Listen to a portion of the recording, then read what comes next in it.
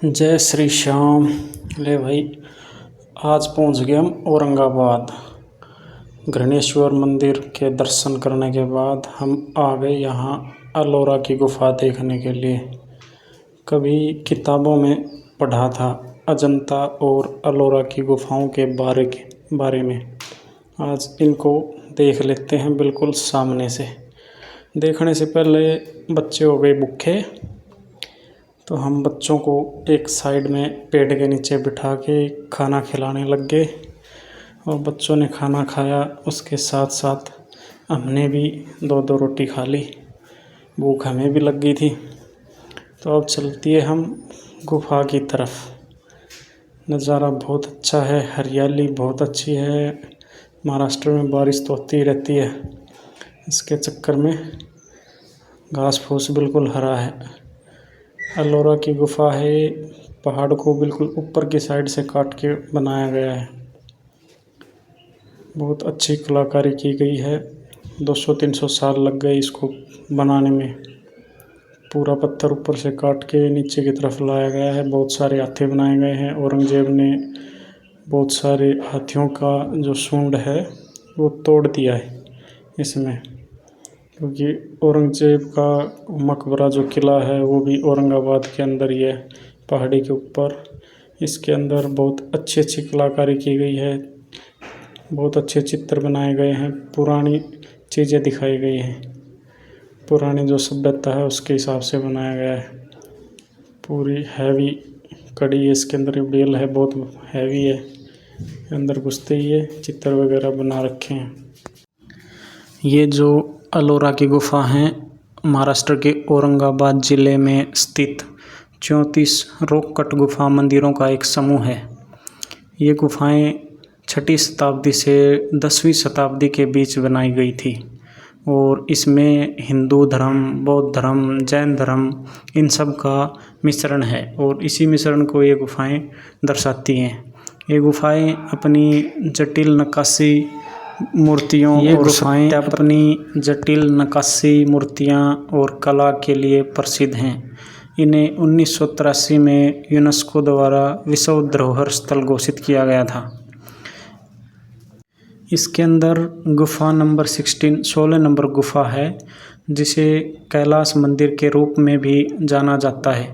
एक ही चट्टान से ये बनाया गया है और एक विशाल मंदिर है और यह एलोरा की गुफाओं का सबसे प्रसिद्ध और प्रभावशाली हिस्सा इसको बताया गया है। एलोरा की जो गुफाएं हैं वो न केवल धार्मिक महत्व रखती हैं, बल्कि प्राचीन भारतीय कला और संस्कृति का एक महत्वपूर्ण उदाहरण भी है। ये पूरी कलाकारी की गई है इसके अंदर, छोटे छोटे कितने सारे इसमें पिक्चर बनाई गई हैं। पूरा पहाड़ को काट के पत्थर के अंदर इसको सजाया गया है। इन गुफाओं की कुछ मुख्य विशेषताएं हैं। जो बौद्ध धर्म की गुफाएं हैं उनके अंदर चैत्य हाल जो पूजा स्थल है और विहार मठ शामिल है, जो बौद्ध धर्म के विभिन्न पहलुओं को दर्शाता है।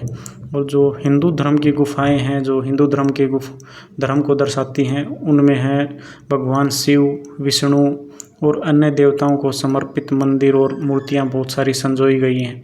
जैन धर्म से जो संबंधित गुफाएं हैं, उन जैन गुफाओं में तीर्थंकरों और अन्य जैन देवताओं की मूर्तियां हैं जो जैन धर्म को दर्शाती हैं।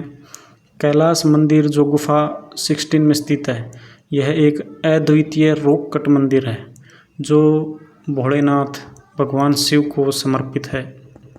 इस स्थल पर लगभग 100 से अधिक गुफाएं हैं और सभी पहाड़ियों में जो चट्टानें हैं उनसे खोदकर बनाई गई हैं, जिनमें से 34 जो गुफा हैं वो सिर्फ जनता के लिए खुली हुई हैं। इनमें से 17 हिंदू गुफा हैं, 12 बौद्ध गुफा हैं और 5 जैन गुफाएं हैं। प्रत्येक समूह पहली सी से प्रचलित देवताओं और पौराणिक कथाओं का प्रतिनिधित्व करता है। साथ ही प्रत्येक संबंधित धर्म के मठ भी इन्हीं गुफाओं में संजोए गए हैं। वो एक दूसरे के करीब बनाए गए थे और प्राचीन भारत में मौजूद धार्मिक श्रद्धाओं को दर्शाते हैं। इन गुफाओं का धार्मिक महत्व तो था ही, साथ ही ये गुफाएं भिक्षुओं और व्यापारियों के लिए आवास का काम भी करती थी। ये जो गुफाएं हैं ये हमेशा से एक पवित्र स्थल रही हैं, जिन्हें आमतौर पर वेरुल के नाम से जाना जाता है। सदियों से ये तीर्थयात्रियों को आकर्षित करती रही हैं और आज भी करती हैं। एलोरा की गुफाओं में मौजूद शिलालेख और नक्काशी बौद्ध, हिंदू और जैन धर्म के विभिन्न पहलुओं को दर्शाती हैं।